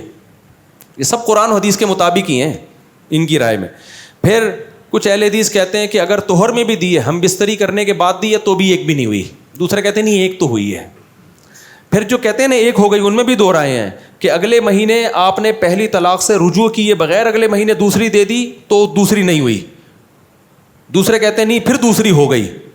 تو آپ جب کھیل تماشا بناؤ گے تو آپ کو جس طرح کا فتویٰ مارکیٹ میں چاہو گے مل جائے گا. لیکن قرآن و حدیث کیا کہتا ہے, حیض میں دی ہو, حمل میں دی ہو, غصے میں دی ہو, پیار میں دی ہو, اکٹھی دی ہو, وقفے سے دی ہو, ہم بستری بیوی سے کرنے کے بعد دی ہو یا پہلے دی ہو, سب کیا ہو گئیں, ہو گئیں. اس لیے آپ چاروں ائمہ سے پوچھو گے یا ان کے فالوور سے پوچھو گے, صحابہ سے پوچھو گے, پوری دنیا میں ایک ہی فتویٰ ملے گا آپ کو. اور اگر آپ چلے گئے اہل حدیث حضرات کی طرف تو پھر اپنی مرضی کا آپ کو جہاں چاہو گے جو ہر ڈیزائن کا فتویٰ. حتیٰ کہ اہل حدیث میں ایسے بھی ہیں جو کہتے ہیں اکٹھی 3 دینے سے 3 ہوتی ہیں, تو بیوی اگر نہیں رہنا چاہے گی وہ اس اہل حدیث کے پاس چلی جائے گی جو کہے گی 3 دینے سے کتنی ہوتی ہیں, 3. تو اسی کو تو اٹ از کالڈ کھیل تماشا. اسی وجہ سے ہم کہتے ہیں اس زمانے میں چاروں فقہ میں سے ایک پر چلنا ضروری ہے. یہ انتظامی چیز ہے, ورنہ دین تماشا بن جائے گا نہیں بلکہ بن چکا ہے تماشا دین. اس کے بہت خطرناک سائیڈ افیکٹ ہیں جو آج کل مارکیٹ میں جو آپ نے بے لگام کر دیا نا امت کو قرآن و سنت کے نام پہ, یہ بے لگام ہوتی چلی جا رہی ہے. تو انجینئر جیسے لوگ پیدا ہو رہے ہیں, غامدی صاحب جیسے لوگ پیدا ہو رہے ہیں, تو ایک مثال ہے. یہ سب قرآن و سنتی کی بات کر رہے ہوتے ہیں بے لگام ہو کے. تو امت کو لگام دینے کی ضرورت ہے. جو متداول فقہ چلتے ہوئے آ رہے ہیں نا صدیوں سے مدون, انہی میں سے کسی ایک کو فالو کریں گے تو امت کی نجات ہے, ورنہ بیٹھتے رہو فرقے بناتے رہو بیٹھ کے. تو وہ میں کیا بتا رہا تھا, ہاں وہ لاہور والے کا قصہ سنا رہا تھا. وہ کیا ہوا, وہ مجھے خود انہوں نے بتایا. کہتے ہیں میری کسی عربی سے ہو گیا پھڈا, ٹیکسی ڈرائیور تھے وہ, اب عربی تو بڑے مضبوط ہوتے ہیں. کہہ رہے ہیں ہوا یہ ہے کہ اب جب پھڈا ہوا نا تو سعودی عربی نے مجھے ہلکا سا دھکا دیا, میں نے بہت زور سے جا کے میں گرا, یعنی اس نے ہلکا سا لگایا نا. کہہ رہے میں نے ایسا اپنے اوپر اس دھکے کو مسلط کیا جیسے اس نے مجھے رکھ کے چماٹ مارا, اتنا زور سے. کہتے ہیں میں خود بخود ہی فٹ پاتھ پہ رگڑ رہا ہوں تاکہ خراشیں آئیں, خون نکلے. ابے میں نے کہا یار میں گرا ہوں, اور میں ایسے جا کے نا وہ عربی بھی دیکھ رہے یار یہ تو میں نے یوں کیا ہے, میں نے اس کو ہو کیا گیا. کہہ رہے یوں گرا ہوں اور یوں کر کے نا خراشیں آ رہی ہیں, گھٹنے پہ چوٹ آ رہی ہے, یہ آ رہی ہے, قمیض پھٹ رہی ہے, شلوار پھٹ رہی ہے, پتہ نہیں کیا کیا جو اس سے بس میں تھا اس نے کر لیا. یہی ہوا, عربی اندر ہو گیا جیل میں. کہہ رہی ہے معافیاں مانگ مانگ کے اس نے جان چھڑائی ہے, مجھ سے بھائی معاف کر دے یار, آئندہ کسی لاہوری سے. جرمانہ بھی دیا اس نے عربی نے, جیل میں بھی گیا وہ سعودی جو ہے نا. کہہ رہا معافیا مانگ مانگ کے مجھے ترس آئے, چل جا. کیا یاد. تو ایک اور قصہ ہے یار, اب کیا کرے یار. ہمارے ایک جاننے والے تھے, اللہ ان کی مغفرت کرے, ان کی وہ بائک پہ کہیں جاتے ہوئے نا کسی کو ٹکر مار دی, اتنی زور سے ماری وہ بندہ نیچے گرا ہے, اس کا سر پھٹا, بے ہوش ہو گیا. ان کو لگا بیٹا میں آ گیا چوڑے میں. یہ کہتے ہیں میں گرا ہوں. اچھا ہوا یہ کہ ان کو نا لوگ 4 آدمی اٹھا کے لا رہے تھے, جاننے والے تھے, نام نہیں بتاؤں گا, بڑے نیک آدمی تھے, بس بیچاروں سے ایسی حرکت ہو گئی. تو 4 آدمی نا ہمارے ایک جاننے والے صاحب تھے, ان کو اٹھا کے لا رہے ہیں ان کے گھر پہ. میں نے دیکھا, میں نے کہا کیا ہو گیا؟ کہہ رہے ہاں ہوں مر رہا ہوں. اب 4 آدمی لا رہے ہیں یار, یہ تو مر رہے ہیں بھائی, سانسیں اکھڑ رہی ہیں ان کی, ایسے بنے ہوئے نا. میں نے کہا ہاسپٹل لے کے, کہہ رہے نہیں ہاسپٹل نہیں, گھر لے کے جاؤ. میں نے کہا بھائی یہ کہہ رہے ان کا خطرناک ایکسیڈنٹ ہوا ہے, یہ مر رہے ہیں. جو لوگ لے کر آئے نا ان کو اٹھا کے, یہیں یو پی موڑ سے, یو پی موڑ پہ ایکسیڈنٹ ہوا. یہ بائک پہ تھے اور چیخ رہے, ہاں ہو لگایا ہوا انہوں نے. 4-6 آدمی اٹھا کے لا رہے ہیں ان کو. تو کہہ رہے ہیں یہ تو ہم نے تو بہت کوشش کی, ہسپتال جا ہی نہیں رہے. میں نے کہا نہیں ان کو ہاسپٹل لے کے جاؤ. مجھے ترس آ رہا ہے یار, مرمرا نہ جائے, پتہ نہیں اندرونی چوٹ ہے, باہر سے کچھ بھی نظر نہیں آ رہا تھا مجھے نا. میں نے کہا اندر کوئی پھیپڑا ویپڑا ہل گیا لگ رہا ہے. میں کہہ رہا ہوں بھائی ان کو لے کے جاؤ. کہہ رہا نہیں گھر لے کے جاؤ, مر رہا ہوں. ہاں گھر لے گئے ان کو. میں نے مجھے بڑا تھوڑی دیر میں جب معاملہ ٹھنڈا وہ چلتے ہوئے آ رہے ہیں نا, بڑے انجوائے. میں نے کہا بچ کے. کہہ رہے بھائی مسئلہ یہ ہوا ہے, غلطی میری تھی. صحیح ہے, بندہ گرا ہے, بے ہوش ہو گیا. میں نے کہا بیٹا گیا, اب پبلک نے کیا کرنا ہے, میری ہڈیاں توڑنی ہیں. تو میں اس سے زیادہ مظلوم بن گیا, ایسے چیخ رہا ہوں. پبلک آئی تھی ان کو مارنے کے لیے. کہہ رہے یار اتنے بندے پکڑ کے کوٹیں گے, میں تو کہہ رہے, میں نے کہا ایسا بن جاؤ جیسے میں تو ویسے ہی مر رہا ہوں. یار کیا ایکٹنگ کی ہے اس بندے نے. بچ گئے, بچ گئے. پبلک نہ صرف یہ کہ مارا نہیں, باقاعدہ پبلک عزت کے ساتھ اٹھا کے گھر لے کر آئیے. یہ آپ کی امانت ہے, اس کو رکھیں آپ. میں بول رہا ہوں ہسپتال, کہہ رہے ہیں نہیں ہسپتال نہیں. ان کو پتا تھا بیٹا ہسپتال میں ڈاکٹروں نے کوٹنا ہے پکڑ کے. تو کہاں سے کہاں کس سے چلے گا یار, ابھی ہمارا سفر ہے نا. اچھا بھائی جلدی جلدی, اگر 2 یا 3 شادیاں کی اور آپ کے اوپر تعویذ ہو جائے یا جادو ہو جائے تو اس میں مرد کی آنکھیں بند ہو جاتی ہے. جیسے کہ ہمارے علاقے میں تو یہ 3 گھر ہے جو ہم خود اپنی آنکھوں سے دیکھتے ہیں. جو آدمی جو جادو ٹونا اور جن چڑیل بھوت کی باتیں کرتا ہے, اس پہ ٹونے بھی ہوتے ہیں, جادو بھی ہوتے ہیں, جن بھی آتے ہیں, چڑیلیں بھی آتی ہیں, بھوت بھی آتے ہیں, تعویذ بھی نکلتے ہیں اس کے گھر سے. جو یہ کر رہا ہے نا اس کو ایک اپنی ذمہ داری پہ رکھ کے چماٹ لگا دو, بولے انسان کا بچہ بن, دفعہ یہاں سے. تو ابھی ایک صاحب کا فون آیا, میرے گھر میں کامل آیا ہوا, اس نے تعویذ نکالے ہیں اور جادو اور فلانا. میں نے کہا دیکھ اگر تو نے اس عامل کی کٹ لگا کے گھر سے نہیں بھیجا نا تو زندگی بھر کے لیے تیرے گھر میں چڑیل, بھوت, بندر کے پنجے, یہ زندگی بھر کے لیے, کبھی مسور کی دال, کبھی بندر کے پنجے, کبھی خون کی چھینٹیں, یہ زندگی بھر کے لیے گیا. اس لیے خون کی چھینٹیں ادھر آئے, کلر کروا دیا کر, صاف کروا دیا کر, خفیہ کیمرے لگا دے کہ کون چھینٹیں مار کے جا رہا ہے. اس سے زیادہ تو یہ جن کو دوسری شادی کی اور جادو ہو رہے ہیں نا, ان کو میرا پیغام بھیج دو کہ ناٹک چھوڑ دے, انسان کا بچہ بن جا. اچھا یہ بھی ہوتا ہے بعض دفعہ, بڑے بڑے ڈرامے چل رہے ہیں. آپ اب دیکھو کس سے پھر یاد آتے ہیں نا, یہ نا کچھ لوگ اپنے اوپر گھننے بنے ہوئے ہوتے ہیں. دوسری شادی کر کے اب پہلی بیوی کے سامنے ایسا بنے گا جیسے جادو ہوا ہوا ہے مجھ پہ, جن نے کرائی ہے میری دوسری شادی. گھننے بن جاتا ہے, وہ ترس کھا رہی ہوتی ہے, ہائے بیچارے کو کیا ہو گیا. میں نے جب اللہ معاف فرمائے دوسری کی تھی نا, میں زیادہ رو رہا تھا, جیسے مجھے بہت غم ہو رہا ہے. یہ طریقے ہوتے ہیں بھائی. تو ایسے ہاں وہ نا بہت ڈرامے چل رہے ہوتے ہیں, تو کچھ لوگ مسلط کر رہے ہوتے ہیں, کوئی مسئلہ ہوتا ہے ان کے ساتھ. ایک نوجوان آیا اپنے ابا کو لے کے, اس نے کہا میرے ابا میں شادی کرنا چاہتا ہوں, ابا نہیں مان رہے, آپ ان کو سمجھائیں. رشتہ اچھا تھا. میں نے کہا یار چلو میں سفارش کر دوں, کام ہو جائے تو اچھی بات ہے یار میری سفارش پہ. میں نے کہا ابا کو لے آؤ. تو اتوار کو میں نے ٹائم دیا, وہ آگے, ابا نہیں آ رہے, ابا کھڑے ہوئے گیٹ پہ. میں نے کہا ابا کو لا بھائی, میرے اور بھی دنیا میں کام ہے. کہہ رہے ہیں ابا کو پتہ نہیں کیا ہو گیا, ہاتھ پاؤں ان کے مڑ رہے ہیں اور سکتے میں چلے گئے ہیں نا گیٹ پہ. آ تو گئے ابا ہمت کر کے, اس نے بہت, جب اس کو لگا نا ابا کو کہ یہ مفتی صاحب اس بیٹے کو فیور دیں گے, ابا ہاتھ پاؤں کیا ہو رہے ہیں, مڑ رہے ہیں یوں, عجیب سے ہو گئے. میں ڈر گیا, میں نے کہا بھائی میرے اوپر کوئی مسئلہ نہ ہو جائے. تو میں نے کہا ہاسپٹل لے کے جاؤ. کہہ رہے ہاسپٹل بھی نہیں جا رہے. تو میں نے کہا لے آ کسی طریقے سے یہاں پہ بھائی. تو ابا کو روبوٹ کی طرح نا دھکا دے کے, جیسے کوئی پتلا نہیں ہوتا, ابا آ رہے ہیں ایسے نا یوں. اب کسی کی غیبت نہیں ہے, پرانا قصہ ہو گیا, کیا پتہ چلے گا کسی کو. لا کے ادھر بینچ پہ بٹھا دیا. ابا آ کے نا یوں بیٹھ گئے ایسے سیدھے. میں کیا السلام علیکم, سامنے دیکھ رہے ہیں, خیریت سے ہیں.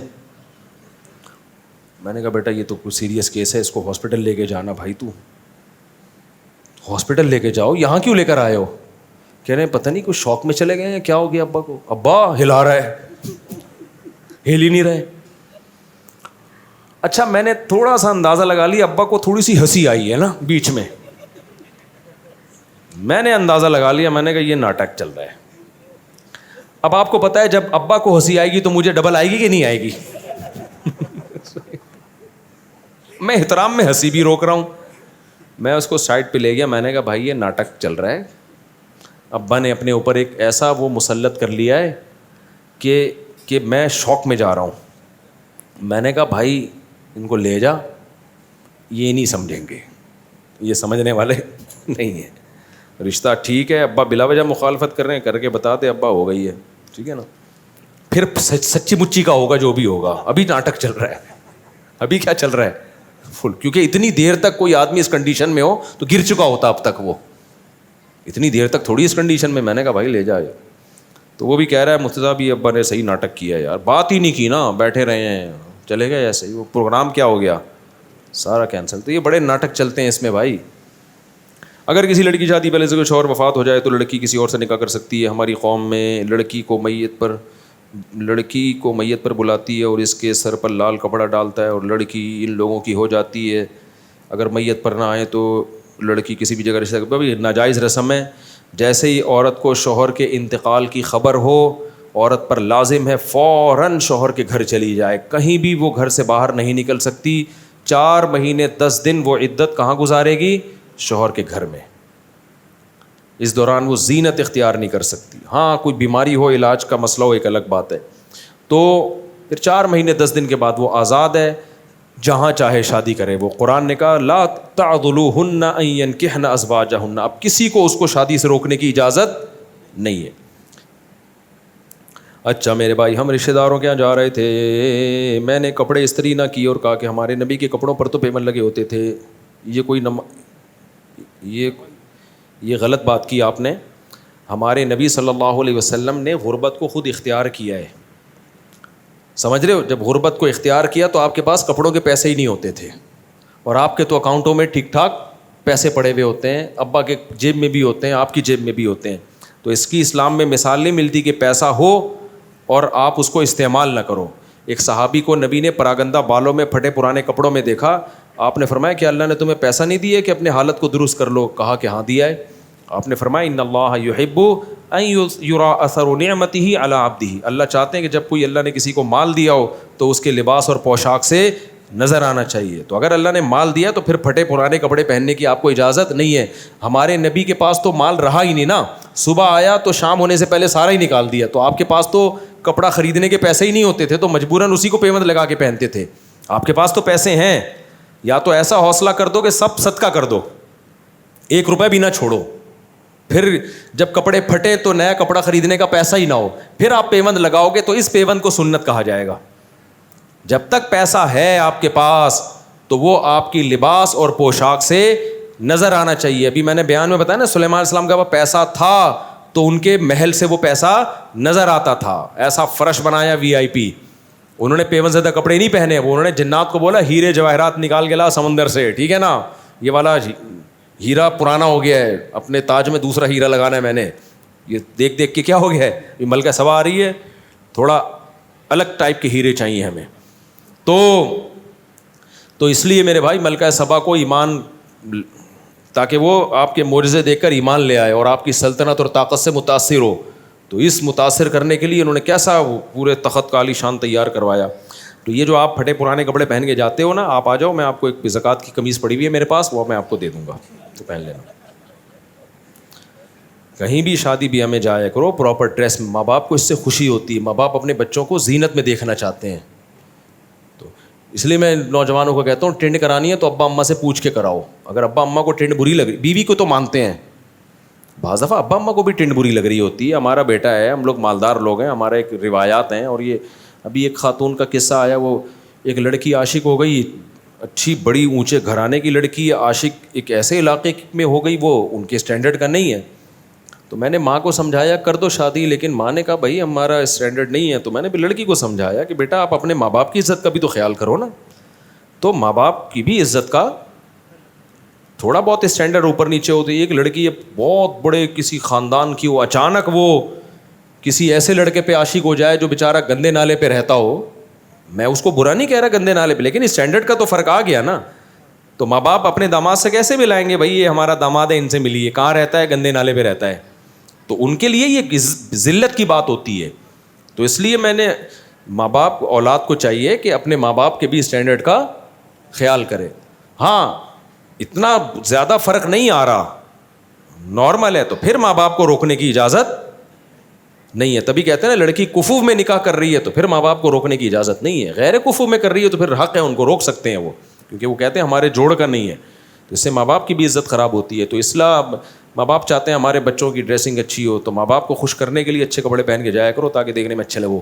تو اس سے ماں باپ خوش ہوتے ہیں, تو اس پہ ثواب ملے گا آپ کو. یہ پیون زدہ کپڑے نہیں پہنو. حضرت عمر نے خلافت کے دور میں مفتیوں کو مسئلہ بتانے اور حدیث بیان کرنے پر پابندی کیوں لگائی تھی؟ کہیں بھی نہیں لگائی تھی.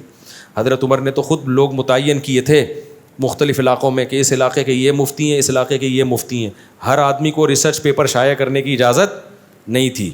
کوفہ میں عبداللہ بن مسعود کو حضرت عمر نے باقاعدہ مفتی بنا کے بھیجا تھا کہ وہاں آپ لوگوں کو مسائل بتائیں گے. صحابہ کے دور میں گنے چنے مفتی تھے, اور آج پتھر اٹھاؤ ہر آدمی مفتی ہے.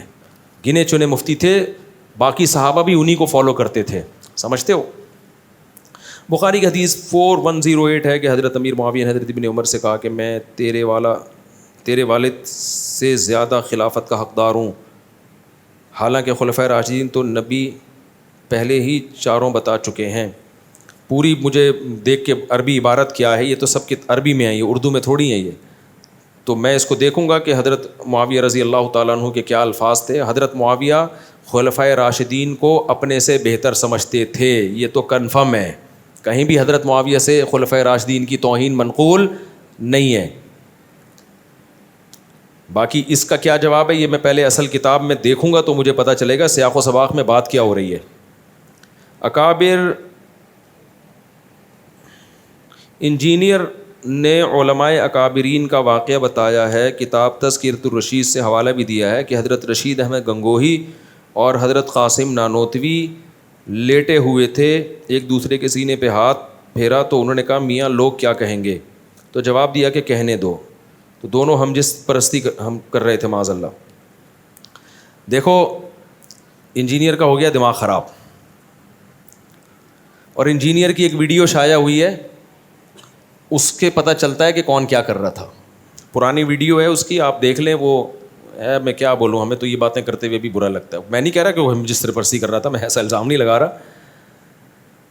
تو کچھ لوگوں نے شائع کی ہے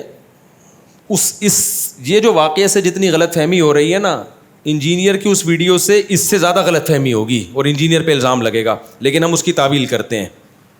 سمجھ رہے ہو؟ میں ایک بات کہتا ہوں, اگر یہ دونوں معاذ اللہ ہم جس پرستی کر رہے ہوتے, دونوں بڑی عمر کے لوگ, بڑی بڑی داڑیاں, تو کیا نقل کفر نباشت, اور کیونکہ اس نے خود یہ بحث اٹھا دی ہے نا, تو ہمیں تو شرم آ رہی ہے یہ بحث یہاں اس صفائیاں بیان کرتے ہوئے بھی. تو کیا لڑکوں کی کمی تھی اس زمانے میں؟ ہم جس طرح پرستی کرنے والا کیا اتنی بڑی بڑی داڑیوں والے آدمی کو تلاش کرتا ہے اس کام کے لیے, اور پھر وہ یہ کر کے کتاب میں لکھیں گے بھی ہے بھائی. یہ خالصتاً ایک مذاق کا واقعہ ہے جو ان کے کسی شاگرد نے لکھا کہ دونوں لیٹے ہوئے ہیں, مذاق کر رہے ہیں ایک دوسرے کے, جیسے ہوتا ہے نا بے تکلفی کا مذاق لوگ کر رہے ہوتے ہیں, فحش مذاق بھی کرتے ہیں ایک دوسرے کے ساتھ بے تکلفی میں. وہ ایک محض مذاق کا واقعہ ہے. لکھنے والے کا مقصد یہ تھے کہ اتنے فری تھے کہ اس قسم کے فحش مذاق بھی آپس میں کر لیا کرتے تھے. اب لکھنے والے کی غلطی ہے کہ یار اگر کوئی آپس میں اتنا بے تکلف ہے, اس طرح کا مذاق کر بھی رہا ہے, تو اس کو کتاب کی زینت بنانا بنتا نہیں ہے. وہ بے وقوف نے اس کو کتاب کی زینت بنا دی ہے. تو اس پہ یہ اعتراض بنتا ہے کہ یار اگر اس طرح کا کوئی مذاق کسی کے ساتھ کر بھی رہا ہے, میاں لوگ کیا کہیں گے, یہ مذاق ہے, تو اس کو کتاب میں لکھنے کی ضرورت نہیں ہے. لوگ کر رہے ہوتے ہیں, ایک دوست بھی ایک دوسرے سے مذاق کر رہے ہوتے ہیں, آج تو بڑا کہتے ہیں نا, بڑا آج تو بڑا چمکتا ہوا لگ رہا ہے, کاش تو لڑکی ہوتا میں تجھ سے شادی کرتا, یہ کہہ رہے ہوتے ہیں نا لوگ. یہ دوست احباب آپس میں مذاق کرتے ہیں, لیکن یہ مذاق ایسا نہیں ہوتا بیٹھ کے کتاب میں لکھ دو کہ حضرت جی فلاں موقع پہ فلاں کو یہ فرما رہے تھے. تو لکھنے والے کی یہ غلطی ہے کہ اس نے اس مذاق کے واقعے کو, بے تکلفی کے واقعے کو کتاب کی زینت بنا دیا. انجینئر کیا کچھ سڑا ہوا دماغ ہے, اس کے ہمیشہ اس سے گوبر ہی نکلتا ہے, منہ سے بھی گوبر. بعض لوگوں کے گوبر کا ایک خاص راستہ اللہ نے بنایا ہے, وہیں سے نکلے گا. لیکن کچھ لوگ ایسے ہیں کہ ان کے لیے وہ راستہ چھوٹا پڑ گیا تو منہ سے بھی گوبر نکلتا ہے. تو انجینئر اگر یہ اعتراض کرتا نا کہ ان کے مریدوں میں عقل نہیں تھی, ایک نجی واقعہ, محفل کا مذاق کا واقعہ کتاب میں لکھ دیا, تو ہم اس کو سپورٹ کرتے کہ واقعی صحیح کہہ رہا ہے. یار ایک بے تکلفی کا واقعہ تھا, کتاب میں لکھنے کی کیا ضرورت تھی؟ لیکن انجینئر کے چونکہ دونوں راستوں سے گوں ہی ہمیشہ نکلتا ہے, تو منہ کی بواسیر کہتے ہیں نا, تو اس نے فوراً اس پہ کہہ کے لونڈے بازی کر رہے تھے معاذ اللہ. تو خدا کے غضب سے ڈر. رشید احمد گنگوہی کے تقوی کے واقعات اگر میں تجھے سنانا شروع کر دوں تو بے ہوش ہو جائے گا, تو ان کی خاک کے برابر بھی نہیں ہے. قاسم نانوتوی رحمۃ, یہ مدرسوں کی بنیاد, پوری دنیا میں اللہ نے کام لیا. آج پوری دنیا میں امام حرم کا بھی بیان یوٹیوب پہ موجود ہے, اور میں تو دنیا گھوم کے آیا ہوں. مولانا طارق مل صاحب پوری دنیا گھومے ہیں. پوری دنیا میں آپ کو مدرسہ ملے گا نا, اس کے تانے بانے علماء دیوبند اور مولانا قاسم نانوتوی سے جا کے ملیں گے. اگر خدا نخواستہ وہ یہ ہوتے, اتنی اللہ ان کے عقیدت لوگوں کے دلوں میں بٹھاتا, ان کے شاگرد اتنی بڑی بڑی قربانیاں دیتے. تو ایک مذاق کا واقعہ, دو بوڑھے لیٹے ہوئے ہیں اور ایسے فری ہو رہے ہیں ایک دوسرے سے, مذاق کر رہے ہیں, تو بے وقوف کسی نے اس مذاق کو کتاب کی زینت بنا دیا. تو اسے نہیں پتا تھا منہ کی بواسیر بھی ہے بہت سے لوگوں کو, وہ بیٹھ کے اسی کو کیش کرائیں گے. تو انجینئر کو خدا کے عذاب سے ڈرنا چاہیے. جو لوگوں کی اس طرح سے عزتیں اچھالتا ہے, دنیا میں لازمی ذلیل ہوتا ہے وہ. تو اس کو چاہیے کہ تو سچی مچی میں نہ پکڑا جائے کہیں, صحیح ہے نا. میں الزام نہیں لگا رہا انجینئر پہ کہ وہ یہ حرکتیں کرتا ہے, نہیں کرتا ہوگا, ہم اچھا گمان رکھتے ہیں. لیکن جب کوئی کسی کا اس طرح سے مذاق اڑاتا ہے تو اللہ اس کو اس جرم میں مبتلا کرتے ہیں. اور اس کی ویڈیوز پڑی ہوئی ہیں, ہم تو پھر اس کی بھی تعویل کر رہے ہیں. نہیں کہہ رہا کہ یہ غلط حرکتیں کر رہا ہے, لیکن کسی نے بنایا یہی واقعہ کہ یہ میاں کیا کر رہے ہو, اس کو دیکھو اور اس سے پوچھو میاں تم کیا کر رہے ہو یہاں پہ. تو وہ ویڈیو تو ہم نے وائرل بھی نہیں کی. میں نہیں کہہ رہا اس میں کوئی غلط حرکت کر رہا ہے, لیکن آپ وہ ویڈیو دیکھو گے تو آپ کو پتہ چلے گا جو دوسرے پہ الزام لگا رہا ہے نا, اس سے زیادہ خود اس کے اوپر انگلی اٹھ سکتی ہے. سمجھتے ہو کہ نہیں سمجھتے؟ تو میرے اس بیان کے ساتھ کوئی وہ ویڈیو چلا دے, لیکن نہ چلائے اچھا ہے. ہم تو نہیں چاہتے کہ ایسی گند سوسائٹی میں پھیلے, لیکن یہ بہت زیادہ فری ہو رہا ہے, یہ بہت بکواس کر رہا ہے. اتنے بڑے بڑے داڑھیوں والے آدمی یار, جن کے ہزاروں مرید ہوں, لاکھوں دنیا ان پہ عاشق ہو, اور پوری دنیا میں انہوں نے دین کا کام کیا, وہ ایک بے تکلفی کا ایک مذاق کر رہے ہیں. تو ٹھیک ہے, یہ مذاق نہیں کرنا چاہیے ان کو, اس لیول کا مذاق نہیں کرنا چاہیے. یہ بھی نصیحت کی جا سکتی ہے, اور اگر کر لیا ہے تو لکھنا نہیں چاہیے, یہ بھی نصیحت کی جا سکتی ہے. یہ نہیں کہ ان کو لونڈے باز کہا جائے معاذ اللہ. لڑکوں کا, وہ لڑکے کرنا ہوتا تو اتنے بڑے بڑے بڈھوں کے ساتھ بستر پہ نہیں لیٹے ہوئے ہوتے وہ. تو اس کو ہو گئی ہے منہ کی بواسیر, سمجھ رہے ہو؟ وہی بات ہو گئی نا, مرزا غلام احمد قادیانی کا مناظرہ, اس کے کسی مرید کا مناظرہ ہو رہا تھا عطا اللہ شاہ بخاری کے ساتھ رحمۃ اللہ علیہ. تو عطا اللہ شاہ بخاری رحمۃ اللہ علیہ نا, تو وہ دلائل دے رہے تھے کہ حضرت عیسیٰ علیہ السلام تو ماں کے پیٹ جو پیدا ہوئے تو ماں کی گود میں بولے ہیں. تم کہتے ہو کہ یہ مرزا غلام احمد قادیانی عیسیٰ ہے, تو یہ تو ماں کی گود میں نہیں بولا. تو قادیانی نے بولا کہ اس کی کتابوں سے دکھایا کہ مرزا نے دعویٰ کیا کہ میں ماں کے پیٹ میں ہی بولتا تھا.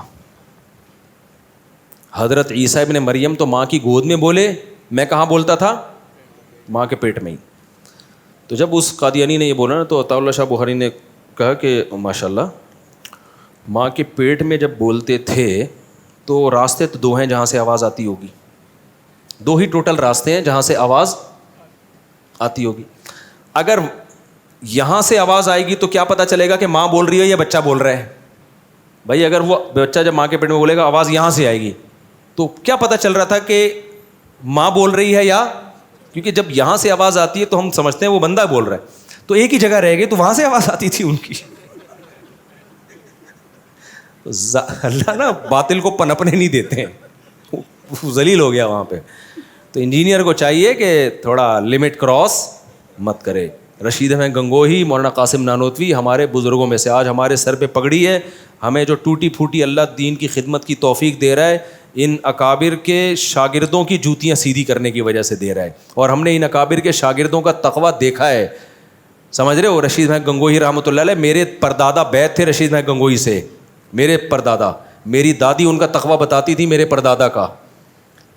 میرے جو دادی جو تھی نا, ان کا تقویٰ بتاتی تھیں. جو بیعت تھے نا میرے پردادا رشید گنگوہی سے, تہجد میں 5 پارے پڑھنے کا معمول تھا ان کا, اور بہت زیادہ ذکر اللہ کیا کرتے تھے.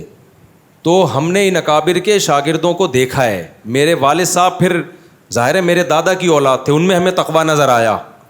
تو ہمارا تو نسب والا سلسلہ ان اکابر کے سے روحانی تعلق سے جا کے ملتا ہے. تو ہم نے تو اپنے, میرے نانا بیعت تھے, میری دادی بھی بیعت تھی مولانا عبد الرحیم رائے پوری رحمۃ اللہ علیہ سے, وہ بھی انہی کے سلسلے کے تھے. تو ہم نے اپنی دادی کا تقویٰ اپنی آنکھوں سے دیکھا ہے, کیسے نوافل روزے رکھنا, تلاوت, نماز, طہارت. تو بھائی تم ہمیں نہیں ورغلا سکتے.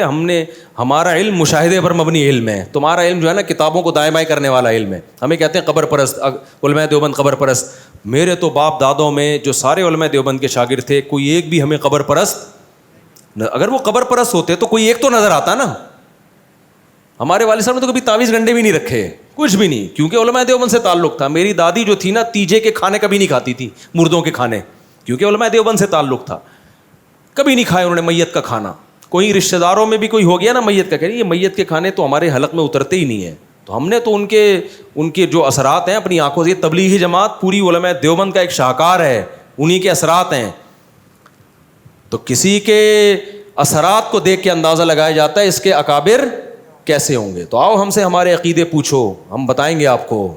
تو آپ کو لگے گا کہ خاندانی عقیدے ہیں, یہی ہیں عین اسلام, ٹھیک ہے نا. تو کبھی خوشبو لگا کے آؤ. تو انجینئر کو ہے منہ کی بواسیر, اس کے ہر جگہ سے گند ہی نکلتا ہے, کبھی منہ سے کوئی اچھی بات سننے کو نہیں ملے گی, ہر وقت کیڑے نکالتا رہے گا. اس نے یہ لکھا, اس نے یہ لکھا, تو آیا بھائی دنیا میں اکیلا تو جائے گا جنت میں, باقی سارے کیا کریں گے. اتنے بڑے بڑے دعوے, اور دم کتنا ہے, جب گئے تو مارکیٹ سے شارٹ.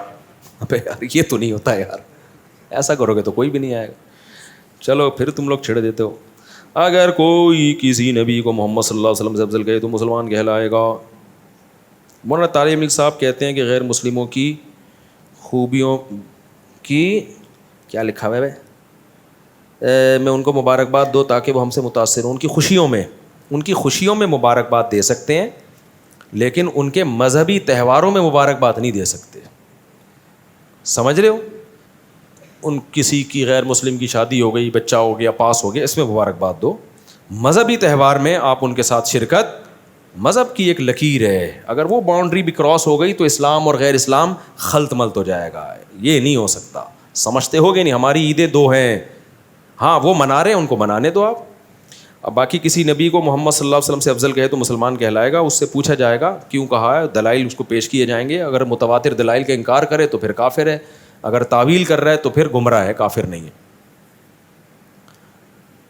سنا ہے باہر کے کھانے سے بچنا چاہیے کیونکہ پکوان, صفائی اور تقوی کا خیال نہیں کرتے. پاکستان میں غیر مسلم بھی مرغیوں کا گوشت بیچتے ہیں, حلال ذبیحہ کا خیال نہیں کرتے, مگر آپ کے تو باہر کھانے کی تعریفیں اور ولاگ آتے ہیں. میں باہر حلال کھاتا ہوں میرے بھائی جا کے. اچھا باہر سے مراد یہیں باہر, میں جب بھی ہوٹل پہ جا کے کھانے کی تعریف کر رہا ہوں تو سمجھ لو پیچھے کیا رکھی ہوئی ہے, بندوق. 50-50 آتا تھا اس میں وہ کمنٹری کر رہا ہے کہ سلیم اللہ بہت اچھے ہاکی کھیل رہے ہیں, بہترین. لوگ کہہ رہے ہیں سلیم اللہ تو کھیل نہیں رہا صحیح طریقے سے, کہہ رہے نہیں سلیم اللہ بہترین, سلیم اللہ واہ کیا شاٹ ماری ہے سلیم اللہ نے, اور سلیم اللہ. لوگ اٹھ کے بھاگنے لگے. لوگوں نے کہا ہم جا رہے ہیں, اس نے کہا تم جہنم میں جاؤ, سلیم اللہ بہترین کھیل رہا ہے. آخر میں رونے لگا نا, تو دکھایا پیچھے کیا رکھی ہوئی ہے, بندوق. تو مجھ پہ بندوق نہیں رکھتے, لیکن اتنی بات ہوتی ہے میں کہیں کھانا کھانے جا رہا ہوں, آتے ہیں مفتی صاحب کھانا کیسا لگا, میں کیا بولوں گا, گندا لگا کھانا. کیمرہ آن کر لیتے کیسا لگا کھانا, یہی کہوں گے بھائی اچھا ہی لگا, ٹھیک ہے. تو پھر وہ اس کو کیش کراتے ہیں, نوٹ چھاپتے ہیں. تو بس یہ ہے, میں کمرشل نہیں ہوں. ابھی مجھے دعوت آئی بھی ایک بہت بڑے ہوٹل کی افتتاح کی بیرون ملک میں, میں جاؤں ربن کاٹوں, میں لاکھوں روپے کما کے آ جاؤں گا. میں نے کہا بھائی میں اس کام کا, میں کمرشل نہیں ہوں, میں مولوی ہوں, مجھے کمرشل یوز نہ کرو. تو میں نے اگر جدہ میں بھی ایک ہوٹل کا نہیں افتتاح کیا تھا تیری میری بریانی, وہ اپنے دوست ہیں, پرانے جاننے والے ہیں, 1 روپے بھی نہیں کمیشن ہے اس میں میرا, سمجھ رہے ہو. وہ تو تیار تھے کہ بھائی آپ کا بھی اس میں شیئر ہوگا, ہمیں نہیں چاہیے بھائی, ہم کمرشل یوز نہیں ہونا چاہتے کہ ہم بریانی کا افتتاح کریں, ماشاء اللہ بہت اچھی بریانی, پھر جب بریانی بک رہی ہے تو 15% کمیشن یہاں آ رہا ہے. یہ غیر اخلاقی. جائز ہے علماء پہ سوٹ, یہ جو اداکار فنکار اور اس دوسرے جو مشہور لوگ ان پہ سوٹ ہو. انہی کے جو ہے نا ایک مال تھا, اس میں ایک بالی ووڈ کا ایک بہت بڑا ایکٹر آیا, انہوں نے بتایا کہ 1 کھجور اس نے کھائی ہے اور ہم نے اس کو اتنے پیسے دیے ہیں کہ آپ ہمارے جنرل اسٹور سے, اس نے بھی کہا کہ میں 1 کھجور کھاؤں گا اتنے پیسے لوں گا اس کے, اور وہ کمرشل کہتے ہیں ہم دیتے ہیں کیونکہ اس 1 کھجور میں جتنا پیسہ دیں گے نا اس سے 20 گنا ہم زیادہ کما لیتے ہیں. ہم تو فری پھوکڑ میں کھجوریں بھی کھا رہے ہیں جا کے. اس پہ لوگ کہہ رہے ہیں دیکھو مولوی کیا کر رہا ہے, کھا رہا ہے. تو اس لیے میں اگر کہیں افتتاح کر رہا ہوں تو کسی تعلق کی بیس پہ کر رہا ہوں, اس میں ہمارا کمیشن نہیں ہوتا. تو وہ چونکہ دوستی تھی ہم نے کاٹ دیا جا کے. تو اس کے یہ ہوا کہ اخلاقی طور پر ایک بریانی کی پلیٹ ہمیں فری میں مل گئی. اب یہ تو ظاہر ہے اتنا تو ہوتا ہے نا کہ یار آیا بندہ تو ایک فری میں کھلا دو. وہ بس فری کی 1-2 بریانی کھائی ہوں گی, باقی دوستی یاری میں تو ہوتا ہے نا. تو دوست خاندانی ہم نے پالے ہوئے ہیں, یہ ضرور ہے کہ چھوٹا موٹا دوست, ہم غریب پالے ہوئے ہیں دوست, لیکن خاندانی, امیر بھی ہیں غریب بھی ہیں متوسط بھی, ہر طرح کے ہیں, لیکن دوست کے لیے خاندانی ہونا کیا ہے, ضروری. اگر پتہ چل جائے نا غیر خاندانی ہے, مجھے کیش کرا رہا ہے, پھر نہیں پالتا میں. تو جس نے ربن کٹوائی اس کا پتہ تھا یہ مجھے کیش نہیں کرا رہا, محبت میں کر رہا ہے, کیونکہ اس کو ضرورت نہیں ہے ہوٹل کی, اس کو ہوٹل کے بغیر بھی اتنے کاروبار ہیں. کسی کو ضرورت بھی ہو تو نیت اس کی یہ نہ ہو, نیت ہے چلے جی مفتی صاحب سے ہم ربن کٹوائیں گے تو برکت ہوگی, اس نیت سے کوئی کر رہا ہے تو ٹھیک ہے, وہ پھر میں کر بھی دیتا ہوں. لیکن کمرشلائز میں یوز نہیں کرتا بھائی اپنے آپ کو. اور میں یوز کرنا چاہوں ایسے نوٹ چھاپوں, تمہاری سوچ جہاں ختم ہوگی نا, زرداری آئے گا قرضہ لینے کے لیے مجھ سے.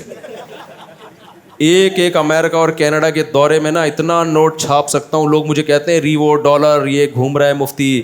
اور بھائی صاحب جو میں کما سکتا ہوں نا اپنے نام, ابھی میں برانڈ بن چکا ہوں, میرے پاس کمپنی آتی ہیں, اپنا نام دے دو, اتنا پرسنٹیج آپ گھر بیٹھے لے لو, ٹی ڈاٹ کھولنے دو ہمیں, نہیں کھلے گا, صحیح ہے نا, نہیں.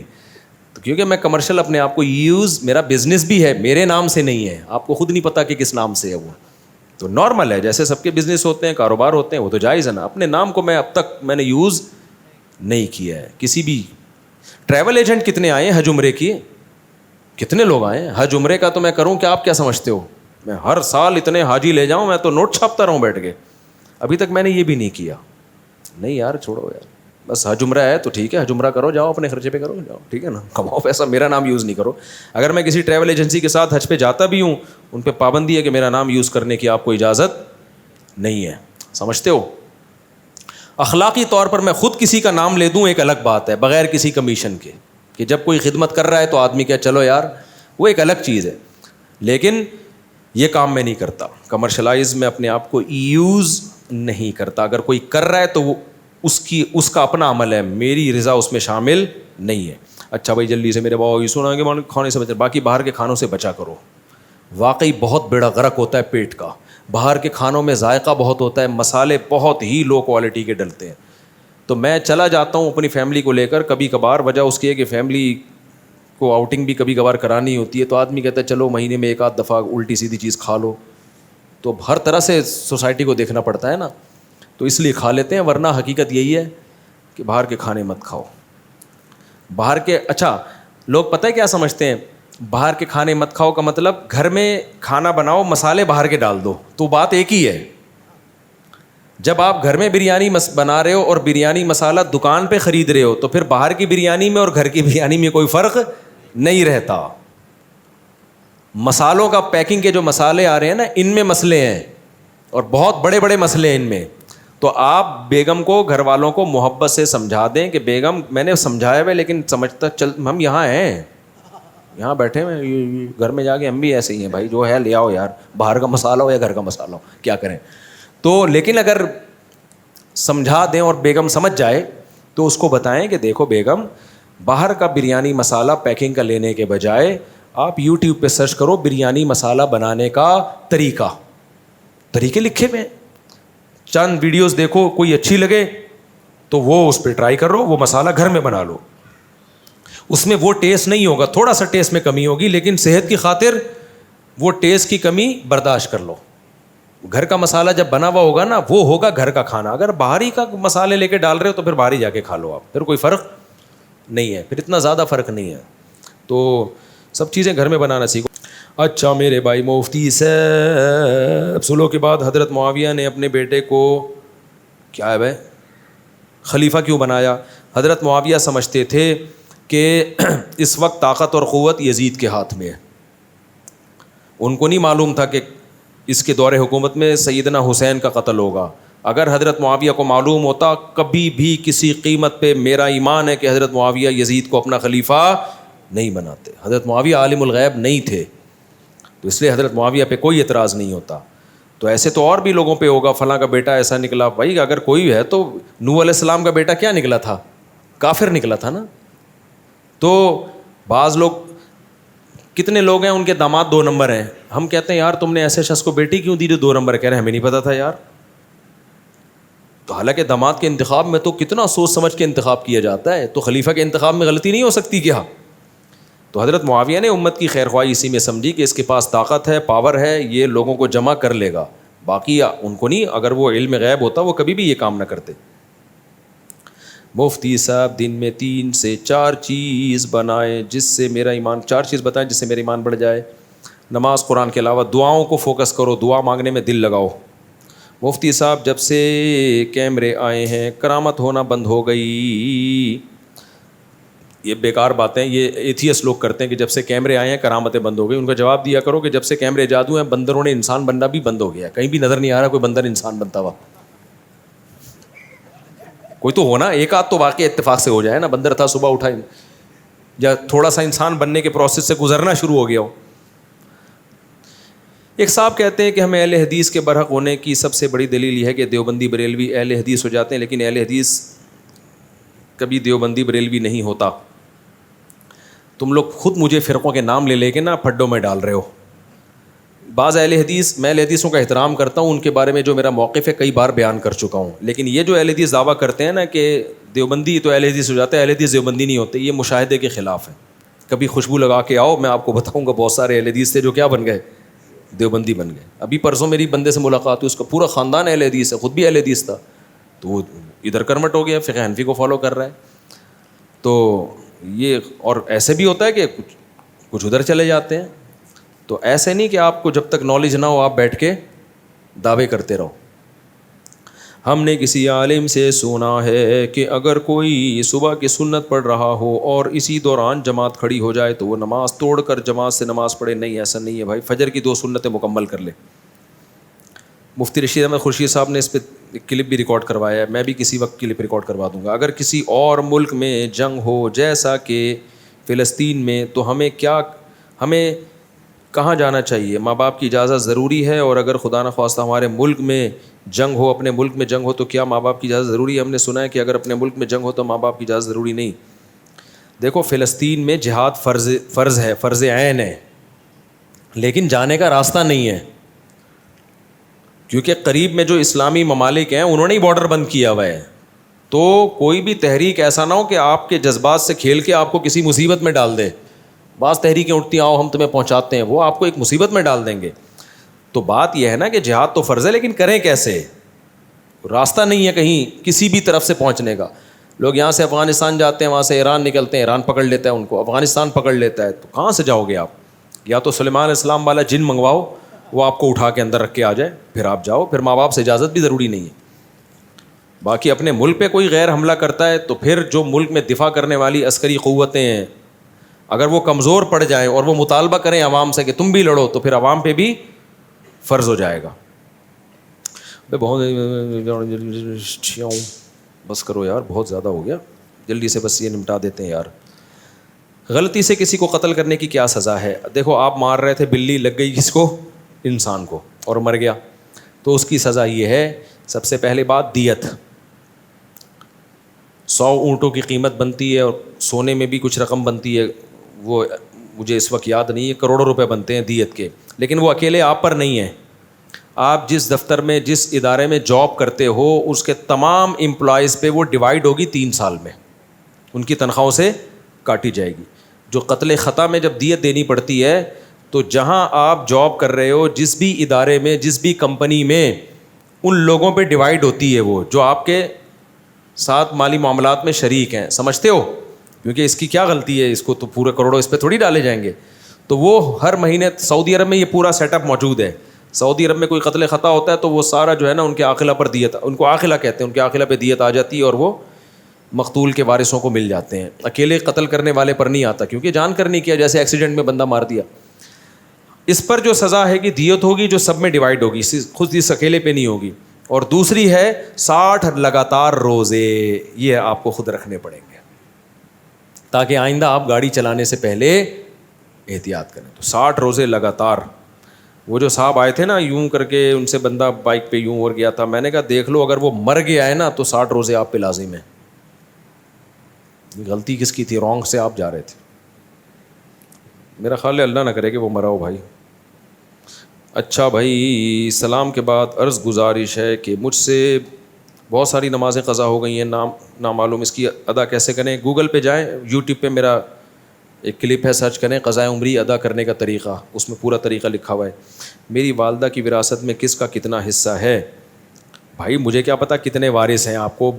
والدہ کے والدہ زندہ ہیں یا نہیں ہیں, ان کا بیٹا بیٹیاں ہیں یا نہیں ہیں, شوہر ہے یا نہیں, تو اس کے بعد ہی بتایا جائے گا.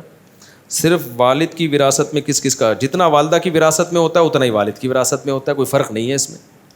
اچھا بھائی, کچھ مسئلے کی نماز جنازہ میں ہاتھ چھوڑ کر سلام پھیرنا, جب سلام پھیرنے کا وقت ہے تو ہاتھ چھوڑ دیا جاتا ہے, جب دائیں بائیں سلام پھیرتے ہیں, کیونکہ قیام کی سنت ہے نا, قیام ختم ہو گیا. اچھا بھائی, قبروں پر ہاتھ اٹھا کر دعا یا ہاتھ باندھ کر یا ہاتھ چھوڑ کر, قبروں پر ہاتھ اٹھا کے دعا کرنا جائز ہے, لیکن کہیں شرک کا وہم ہو نا, کہیں قبر پرستی ہوتی ہو تو وہاں پھر جائز نہیں ہے, کیونکہ لوگ سمجھیں کہ آپ قبر سے مانگ رہے ہو. جہاں یہ وہم ہی نہ ہو تو پھر مانگ, کیونکہ اللہ سے مانگ رہے ہیں نا. مرحومین کی مغفرت اور بلند درجات کے لیے کس طریقے سے عبادت کرے؟ زیادہ سے زیادہ صدقہ خیرات کیا کریں مرحومین کی مغفرت کے لیے. اور کوئی سوال ختم؟ نہیں, اتنے بڑے سوال کے جواب میں یہاں نہیں دیتا بھائی. دیکھو سوال کسی نے ریٹرن میں فتویٰ لینا ہے تو مفتی طارق مسعود, جامع مسجد Al-Falahiya, block ST 10 sector 10 north Karachi near Anda Mor, اس ایڈریس پہ سوال لکھ کے بھیج دیں. اور کانٹیکٹ کے لیے اپنا فون نمبر بھی ہو, اچھے بڑے کاغذ پہ تمیز سے لکھا ہوا ہو. سگریٹوں کے ڈبے پہ اٹھا کے لکھ رہے ہوتے ہیں, ادھر سے وہ ہمارے پکڑا دیتے ہیں, ہم اس کو صفحے ہی سیدھے کرتے رہتے ہیں بیٹھ کے. ہمارے حضرت تو سوال لیتے ہی نہیں تھے, کہ تم اپنے سوال کی خود ہی توہین کر رہے ہو تو ہم کیوں اس کو عزت دیں. تو پراپر وے میں کمپوز کر دیں تو اور اچھا ہے. تو پراپر ویسے ہم نے کمپوزر رکھا ہوا ہے, اس کو تنخواہ دے رہے ہیں ہم. تو سوال آپ کا کمپوز ہوگا تمیز سے, پھر اس کا جواب لکھا جائے گا, اس پہ فتویٰ ہوگا, اور کوئی پوچھنے کی چیز ہوگی تو کانٹیکٹ نمبر پہ رابطہ کر لیں گے. اور اسی میں جوابی لفافہ بھی ڈال دیں تو اور اچھی بات ہے, تاکہ ہاتھ کے ہاتھ وہیں پوسٹ بھی کر دیں اس کو, ورنہ لفافے کا خرچہ بھی ہمیں ہی کرنا پڑے گا. ایک گزارش ہے کہ بیان کے ختم پر ایک تشکیل کر دیا کریں کہ میں کل سے کون فجر کی نماز پڑھے گا, پھر 5 وقت کی نماز کی پابندی کون کرے گا. بالکل اچھی بات ہے یار, یہ ہمیشہ ہونا چاہیے. اتنے درسے سے آ رہے ہو, نمازیں ہی نہیں پڑھ رہے, تو شادیاں لگے رہتے ہو بس ہر وقت بیٹھ کے. ابھی تو میں سفر پہ جا رہا ہوں, واپسی پہ دوبارہ یاد دلائیں. مفتی صاحب آپ خیریت سے ہو گئے؟ دراصل میں نام نہیں بتانا چاہتا کیونکہ میرا سوال کچھ ایسے, میں پوچھنا چاہتا ہوں کہ میری بہن کے شوہر 2 سال پہلے کسی لڑکی سے بات کرتے تھے اور میری بہن کو یہ اچھا نہیں لگتا تھا, اور وہ انہیں کہتی تھیں کہ آپ ان سے رابطہ ہمارا کرا دیں. میرے 2 بھائی یہ کہتے تھے, وہ میری کزن ہے. ابے اتنا لمبا سوال لکھ کے بھیجا یار. دوسرا پڑھ لیتا ہوں, یہ مختصر ہے. یہ والا آپ جو ہے نا وہی طریقہ کر لیں, پورا جمع کرا دیں یہاں پہ, تسلی سے بیٹھ کے پڑھ لوں گا میں, پھر اس کا جواب لکھ دوں گا یا فون پہ ہی جواب دے دوں گا. میں ایک بریلوی لڑکی کو پسند کرتا ہوں اور وہ بھی کرتی ہے, اور یہ بات ان کے گھر میں بھی پتہ ہے. بریلویوں کو نہیں پتہ ہونی چاہیے, اگر پتہ چل گئی نا کہ بریلوی لڑکی کسی دیوبندی کو پسند کر رہی ہے, کہہ رہے ان کے گھر کو بھی پتہ ہے, مجھے بھی پتہ ہے, پتہ ہو, لیکن بریلویوں کو پتہ لگ گیا نہیں چھوڑیں گے تمہیں وہ. اور یہ بات ان کے گھر میں بھی پتہ ہے, لیکن وہ بریلوی عالمہ بن رہی ہے اور کہتی ہے کہ آپ صلی اللہ علیہ وسلم مانگ سکتے ہیں دعا, آپ سے دعا بھی مانگ سکتے ہیں اور بھی ایسی چیزیں. کیا ابھی ان سے امید رکھوں یا تعلق چھوڑ دوں؟ ان کو بریلوی علماء ہی کے فتوے دکھا دیں آپ. بہت سے بریلوی علماء کہتے ہیں نبی سے مدد مانگنا جائز نہیں ہے, انہی کے اپنے فتوے موجود ہیں. اور ویسے بھی جب وہ عالمہ بن رہی ہے تو قرآن میں جگہ جگہ وہ خود پڑھ لے گی وَمَن يَدْعُ مَعَ اللَّهِ, جو اللہ کے علاوہ کسی کو پکارتا ہے تو اللہ نہیں چھوڑے گا اس کو. إِيَّاكَ نَعْبُدُ وَإِيَّاكَ نَسْتَعِينُ, اللہ ہم تجھی سے مدد طلب کرتے ہیں, تجھی کو کی عبادت کرتے ہیں, تو اور کیا رہ گیا. تو اس کو آپ یہ سمجھا دیں, سمجھ جائے تو شادی کر لیں, نہیں سمجھ جائے تو چھوڑ دیں اس کو. سمجھتے ہو؟ کیونکہ پھر جو اللہ کے علاوہ کسی اور سے مدد کا قائل ہے, تو چاہے وہ دیوبندی ہو, چاہے وہ اہل حدیث ہو, چاہے وہ بریلوی ہو, اس کا تو عقیدہ ہی ٹھیک نہیں ہے. پھر اس سے نکاح کرنا جائز, نکاح ہوگا ہی نہیں, منعقد ہی نہیں ہوگا یہ نکاح. چلے بھائی کافی ہو گیا میرا خیال ہے.